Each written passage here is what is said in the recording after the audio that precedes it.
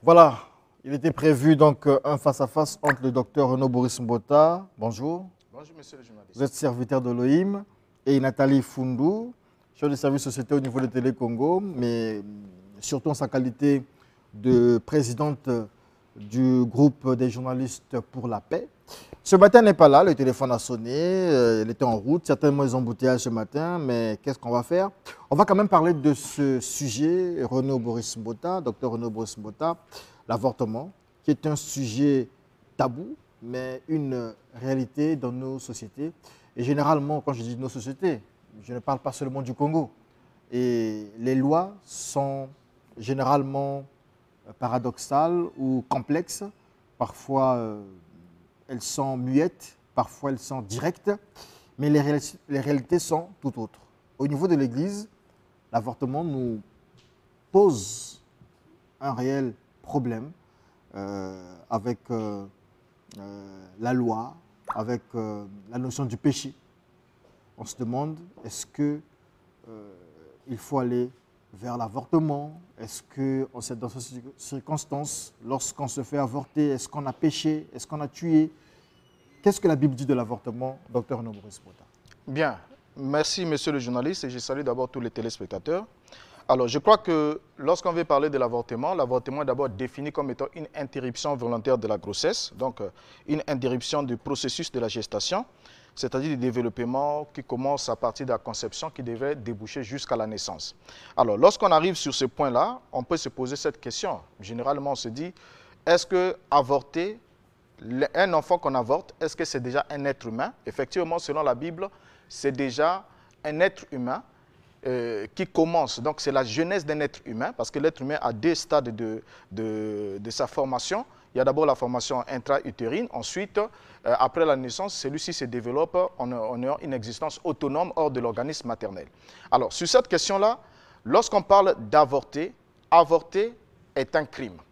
Avorter est un crime, est un péché aussi en même temps. Alors, crime contre la loi, parce que déjà, la législation congolaise ne se prononce pas clairement là-dessus, mais la législation congolaise garantit la sécurité de l'enfant dès sa conception jusqu'à sa naissance ainsi que jusqu'à son âge adulte. Donc déjà là, sur ce point-là, commettre ou encore poser un acte d'avortement est un crime au regard de la loi et est aussi un péché à l'égard de la parole divine. Parce que la Bible nous montre carrément que c'est Elohim qui créa l'homme à son image et selon sa ressemblance. Et nous sommes là dans Genèse 1, verset 27 et dans Genèse 9, verset 6. Donc, Elohim tient réellement à l'importance de la vie, à la qualité ou encore à l'importance de la vie. Donc, un enfant à naître est une personne à part entière.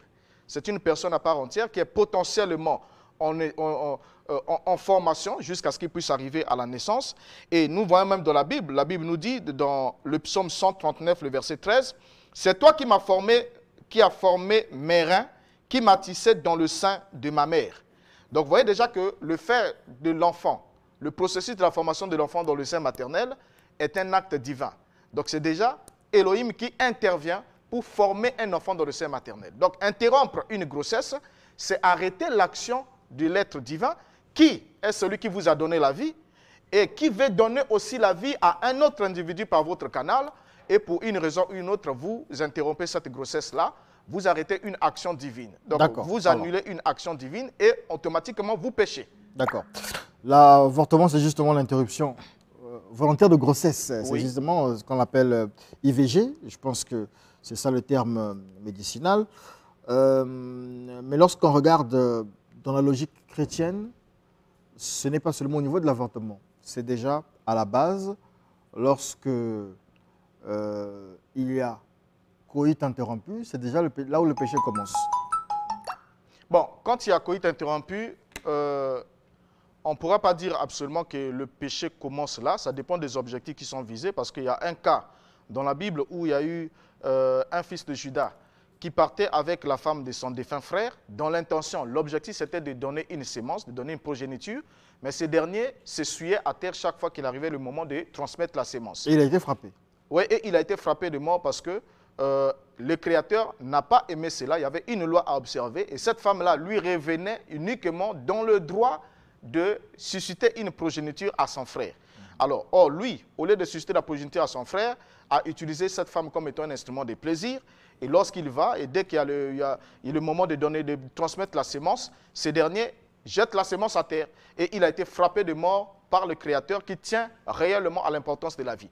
Alors déjà, quand vous voyez déjà comment il a agi envers ce fils de Judas, il a agi envers ce fils de Judas qui n'a même pas encore transféré la sémence dans le sein maternel, mais il est frappé de mort pour cette attitude-là parce que c'était un gaspillage de sémence. Il fallait que la sémence aille à l'intérieur.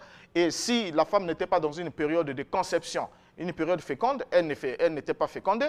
Mais si elle est dans une période féconde, elle doit réellement encaisser. Et si elle encaisse, elle a l'obligation de conserver cette vie, de garantir la sécurité de cet être-là qui va venir au monde. Parce qu'elle-même, d'abord pour commencer, avant qu'elle puisse être ce qu'elle est, elle a commencé par le même moyen, par le même canal. Et si le parent qui l'ont mis au monde avait les mêmes idées qu'elle, je pense que la personne ne serait pas en vie. D'accord. Donc, peu importe les circonstances, l'avortement est un crime. Oui. C'est ce que je retiens de vous. L'avortement est un crime, peu importe les circonstances, à l'égard de la parole de Dieu. Et c'est aussi un péché. C'est un péché, puisque vous interrompez volontairement un acte divin, parce que Dieu est clair, il parle à Jérémie, il lui dit, avant que tu sois formé, quand tu étais formé dans le sein de ta mère, je t'avais connu, j'étais formé. Donc déjà, le fait pour un enfant d'être formé dans le sein maternel, c'est un acte divin. C'est le Créateur qui a pris l'homme, qui a pris la mode de terre, qui a fabriqué, qui a créé le premier homme. C'est lui qui commence à créer les autres hommes dans le sein maternel. Et quand vous venez vous interrompez son action, alors qu'il est le donateur de la vie, vous interrompez cette action-là parce que vous jugez votre condition sociale, vous prenez quelques prétextes. Il y a d'autres qui disent non, ma fille est encore trop jeune, elle n'a pas encore l'âge de devenir mère. Mais si elle a conçu, c'est qu'elle peut réellement. Elle peut réellement enfanter. Alors, elle doit finir ses études ou bien la situation sociale ne tient pas. On donne tous les gens des prétextes, mais ces gens-là qui donnent tous ces prétextes-là pour chercher à justifier cet acte d'avortement ne se sont jamais posé la question de savoir dans quelles conditions de vie étaient leurs parents lorsqu'ils les ont mis au monde. D'accord. Alors, le téléphone sonne, on prendra quelques appels. Donnez-nous le temps, on prendra 3 ou 4 appels, mais donnez-nous le temps de poser quand même quelques questions au docteur Renaud Boris Mbota. Dans le cas d'inceste, par exemple, dans votre famille, un père a eu à, je vais dire ça dans mes mots, à rendre enceinte sa fille, sa nièce, sa cousine. Dans ces conditions-là, l'une des solutions, ou la solution principale, serait de passer par l'interruption volontaire de grossesse. Bon, ça sont des cas particuliers. Et ces genres de cas-là, d'abord, il faudra d'abord établir les bases. Parlons de la parole de Dieu, parce que déjà l'inceste n'a pas commencé aujourd'hui. Depuis au temps de la Bible, il y avait de l'inceste. Il y a eu l'autre qui est allé avec ses filles. Il y a des enfants qui sont réellement nés. Vous voyez?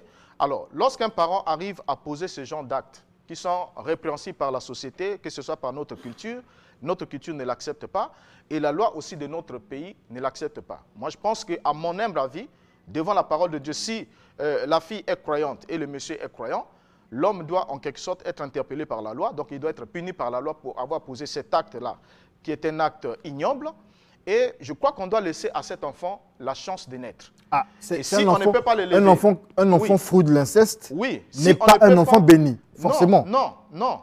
Si on ne peut pas supporter le fait de voir cet enfant, parce que l'enfant est en quelque sorte, chaque fois qu'on voit un enfant, c'est un message qu'il envoie de l'acte qui a été posé, de la relation qu'il a eue avec l'homme. Vous voyez, ça c'est l'un des cas. Alors, si on ne peut pas supporter de voir cet enfant-là parce que ça va toujours rappeler les faits et qu'il y a la présence de cet enfant ou pas, l'acte-là restera toujours gravé dans la tête, dans l'esprit de cette fille-là. Alors, on doit donner la chance à cet enfant de naître. Et si on ne peut pas l'élever, on peut la confier à une famille d'adoption ou on peut la confier à un orphelinat. Mais pas supprimer sa vie. Il a droit à la vie. Si sa vie a été générée, on doit lui laisser la chance. Est-ce que ce genre d'enfant, comme vous, c'est vous qui nous parlez du paradis et de l'enfer ici, il va vers le paradis ou bien sur le chemin de l'enfer? En ce qui concerne le salut des enfants, s'il meurt à bas âge, avant qu'il ait atteint l'âge de la raison, pour prendre une décision de se repentir ou pas, comme tous les êtres humains, cet enfant, sa destination n'est pas défini en avance. Parce que Dieu est souverain, il sauve qui il veut. Et ce n'est pas sur base des mérites d'une personne. Parce que cet enfant n'a rien fait pour venir cet enfant dans cette issu de condition. l'inceste, à 25 ans, il meurt. Il va où? S'il meurt à 25 ans, il a déjà atteint l'âge de la raison. Et avant de mourir, il doit prendre quand même il y a un prophète qui appelle, on va le prendre. La résolution de se repentir. D'accord. Oui, allô? Bonjour. Oui, allô? Bonjour, le studio de Sandy. Oui. Nous parlons de l'avortement. Vous avez un point de vue, une question? Oui. Nous vous appelons de Ouando. D'accord. Ouais, nous vous appelons de Ouando. Le docteur Reno Boris Mbota, je le salue en passant. Il a parfaitement raison. Il a parfaitement raison. Le docteur Boris Mbota a parfaitement raison. C'est le prophète Stanislas Ndinga qui nous appelle de Ouando. D'accord. Aujourd'hui, l'homme a régné le créateur. L'avortement a été interdit par la loi de l'Éternel depuis la nuit des temps. Je vous encourage, je vous félicite et je vous salue en passant. Merci beaucoup. Merci beaucoup pour votre intervention. Alors là, vous avez l'appui d'un homme d'église, un prophète. Vous avez dit ici que donc, peu importe, inceste ou pas, l'enfant, sa vie doit être préservée. Alors, dans un cas de viol, c'est-à-dire que des gens arrivent, des bandits, la dame est violée, ou dans la famille aussi, ça peut arriver, un viol dans le voisinage, un viol, et de ce viol-là, on a une grossesse. Bien, de ce viol, on a une grossesse. C'est toujours une vie qui est générée. Je vous prends un cas aussi d'espèce. Il y a eu le viol de Dina dans la Bible, la fille de Jacob, par le fils du roi de Armor. Et quand cette femme a été violée, Dina a été violée, la Bible ne nous donne pas la suite. Si après ce viol, cet acte-là, elle est tombée enceinte ou elle ne l'était pas. Vous voyez? Alors déjà, sur cette question, c'est comme j'ai dit dans le cas précédent au sujet de l'inceste, je sais que c'est une situation difficile parce que tout dans la vie n'est pas facile. Chacun affronte les réalités de la vie selon qu'elles viennent à elle. Nous n'avons pas le même combat, on n'a pas les mêmes batailles. Alors, cet enfant, on doit lui donner la chance de naître. On doit lui donner la chance de naître, oui. Le père, si le père... Objet de malédiction aussi. Non, il n'est pas objet de malédiction. La loi divine était claire. Dieu avait stipulé dans la Bible que lorsqu'un homme trouvera une vierge qui n'est pas fiancée à un homme et lui fait violence, il doit verser la dot et la prendre pour femme. Vous voyez? Mais si la dot n'est pas versée, dans le cas où la dot n'est pas versée. La dot n'est pas versée, mais il n'y a pas un devoir. Si de cet acte-là, il y a eu gestation, il y a eu conception, on doit laisser à cet enfant la chance de naître. Maintenant, c'est le père qui a posé un acte illégitime, qui est allé de façon qu'il ne fallait pas, il a violé une loi sociale, il peut être poursuivi, il peut se retrouver même en prison. Nous sommes dans une autre situation. Nous, on parle du fruit du viol, on parle du fruit de l'inceste. Oui. Une femme, c'est-à-dire qu'elle a été violée, elle porte une grossesse issue de ce viol, elle a de la haine, elle a de la rancœur, elle a de la frustration, elle a des regrets. Alors, la famille, par exemple, si son papa c'est le docteur Mbota va imposer que l'enfant doit naître, qu'on ne doit pas aller vers l'avortement. En ce moment, la fille va accepter de mettre au monde à contre-cœur, mais elle n'aimera pas cet enfant-là. Vous pensez que cet enfant aura une vie normale? Bon, mais une mère reste une mère. Ce n'est pas pour rien que l'enfant se développe sous le cœur de la mère. Il y a des mères qui jettent les enfants, qui abandonnent les enfants, qui jettent à la poubelle. Il y a des mères comme ça qui jettent les enfants, ça on doit les reconnaître, qui jettent même les enfants, tout ça là. Ce sont des comportements, des actes sociaux qui doivent être réprouvés. Mais qu'à cela ne tienne, comme je l'ai dit auparavant, qu'à cela ne tienne, ça ne justifie pas qu'il y ait un avortement. Vous voyez? Alors déjà pour cette fille-là, une fois qu'elle a été violée, même qu'il y ait gestation ou pas, cet acte-là reste dans son esprit. Donc chaque fois qu'elle sera avec un homme, même quand elle épousera légalement, il faudra qu'il y ait un travail, qu'elle soit suivie par des hommes spirituels qui puissent l'orienter, ainsi de suite, afin qu'elle puisse être dégagée. Mais sinon, elle portera toujours ses fardeaux en elle. Donc chaque fois qu'elle sera même avec un homme qui légalement viendra vers elle, le souvenir de cet acte de viol reviendra toujours dans son esprit. Alors, on va prendre cet appel. Nous allons vers la fin, on prend cet appel. Bonjour. Bonjour. Oui, le docteur Mbota vous écoute, nous parlons de l'avortement. Oui, justement. En fait, je voudrais dire que je ne suis pas totalement d'accord avec lui, avec le docteur Mbota. Oui, allez-y. Oui. Parce que Moi, je me dis quand même que ça, ce sont des lois qui ont été écrites il y a plus de 2000 ans. Nous sommes 2000 ans après et nous remarquons que dans la médecine, nous avons la possibilité de remarquer si le fœtus a des problèmes. Donc, souvent, il faut faire une interruption sur le processus de grossesse. On ne peut pas dire que quand un médecin a décidé et a dit que le processus n'est plus bon, qu'on devra interrompre ce processus, que ça devient un péché vis-à-vis de Dieu. Donc, il doit rectifier ce qu'il dit. Attention, parce que nous avons des enfants mal formés déjà à un niveau. On peut arriver à 4-5 mois, on se rend compte que l'enfant est mal formé parce qu'on a vu par rapport aux images de l'échographie, oui. Voilà, on se dit que l'enfant a déjà une malformation, il faut interrompre le processus. Alors si on interrompt ce processus, c'est pour éviter justement qu'il y ait un enfant mal formé qui arrive. D'accord. Donc là, on n'est plus dans le cadre de ce que dit le professeur Botta, non. Et puis ce sont des lois qui ont été écrites il y a plus de 2000 ans. On ne va pas dire que plus tard, après nous, que ces lois-là doivent être encore prises en exergue. Parce qu'eux, ils ont pris ces lois par rapport d'abord à leur pays, à leur manière d'être, à leur manière de faire. Il ne faut pas qu'on mélange les choses. Merci beaucoup pour votre intervention. Docteur Renaud Boris Botta, ce téléspectateur justement nous a introduit dans le cas justement d'une malformation. Oui, mais dans le cas d'une malformation, oui, dans le cas d'une malformation, ça, c'est comme je l'ai dit qu'il y a l'aspect général, il y a des cas spécifiques. Et en face des cas spécifiques, si nous avons par exemple une malformation congénitale, déjà c'est un enfant, on sait que l'avenir de cet enfant est compromis. Cet enfant, même s'il naît, il ne survivra pas par rapport à ceci. En ce moment-là, il y a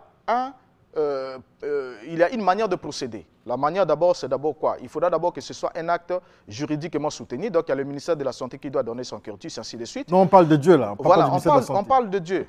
Puisque c'est Dieu qui a établi ces lois. C'est lui qui a établi ces lois. Nous sommes au milieu des humains.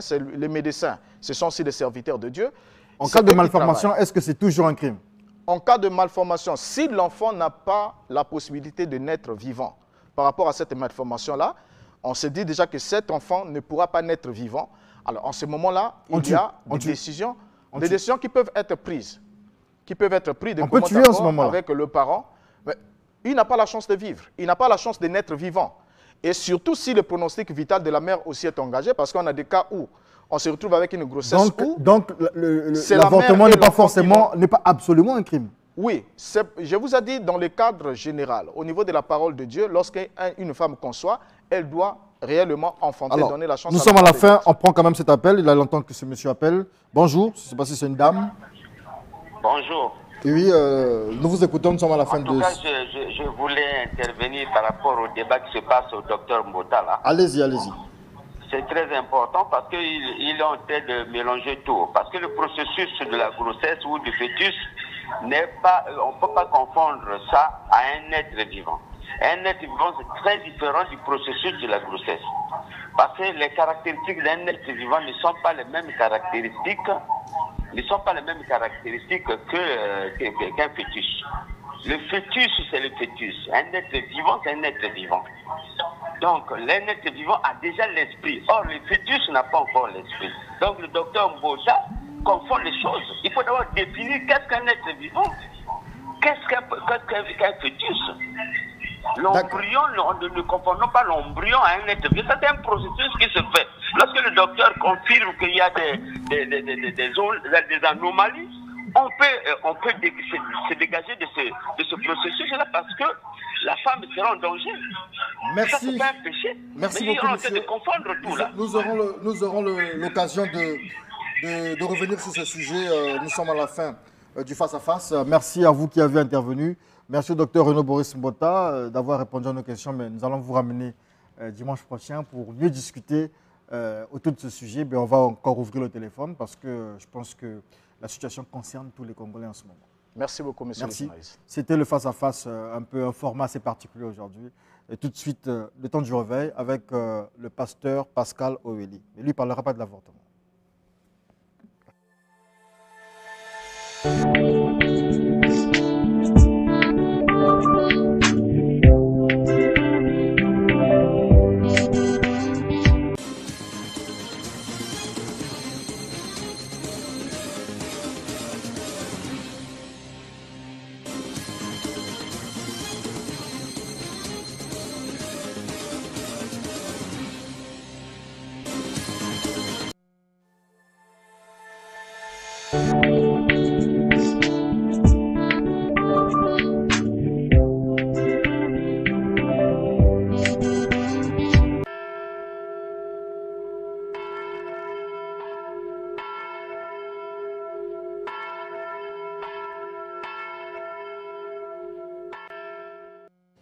Soyez bénis, vous qui nous recevez ce matin, la grâce, la faveur et la bénédiction de l'Éternel soient au service de vos vies dans le nom suprême de Jésus.